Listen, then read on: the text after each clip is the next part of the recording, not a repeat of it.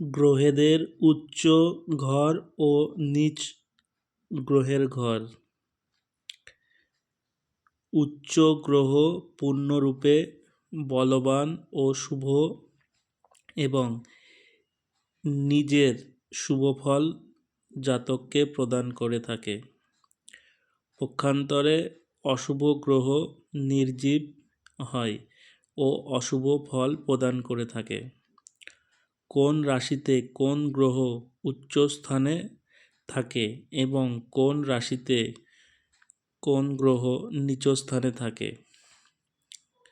তা এখানে দেখানো হচ্ছে। রাশি: মেষ রাশিতে সূর্য উচ্চস্থ থাকে, সূর্যগ্রহ। বৃষ রাশিতে চন্দ্রগ্রহ উচ্চস্থ থাকে। মিথুন রাশিতে রাহু গ্রহ উচ্চস্থ থাকে। কর্কট রাশিতে গুরু বৃহস্পতি গ্রহ উচ্চস্থ থাকে। কন্যা রাশিতে বুধ গ্রহ উচ্চস্থ থাকে। তুলা রাশিতে শনি গ্রহ উচ্চস্থ থাকে। ধনু রাশিতে কেতু গ্রহ উচ্চস্থ থাকে। মকর রাশিতে মঙ্গল গ্রহ উচ্চস্থ থাকে। মীন রাশিতে শুক্র গ্রহ উচ্চস্থ থাকে। নিচ গ্রহ: মেষ রাশিতে শনি গ্রহ নিচস্থ থাকে। মিথুন রাশিতে কেতু গ্রহ নিচস্থ থাকে। বৃশ্চিক রাশিতে চন্দ্র গ্রহ নিচস্থ থাকে। মকর রাশিতে দেবগুরু বৃহস্পতি নিচস্থ থাকে।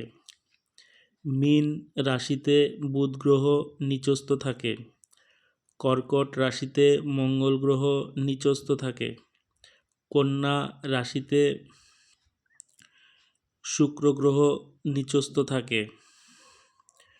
তুলা রাশিতে রবি গ্রহ নিচস্থ থাকে। ধনু রাশিতে রাহু গ্রহ নিচস্থ থাকে। গ্রহ যে ভাবের বশবর্তীতে উচ্চ স্থানে থাকে তার সামনে সপ্তম স্থানে যদি তার শত্রু গ্রহ স্থির থাকে তবে ওই গ্রহের উচ্চ ফল লাভ করা যায় না। দেখুন গ্রহের উচ্চ ও নিচ গ্রহর রাশির অবস্থান। সবাই ভালো থাকবেন, সুস্থ থাকবেন।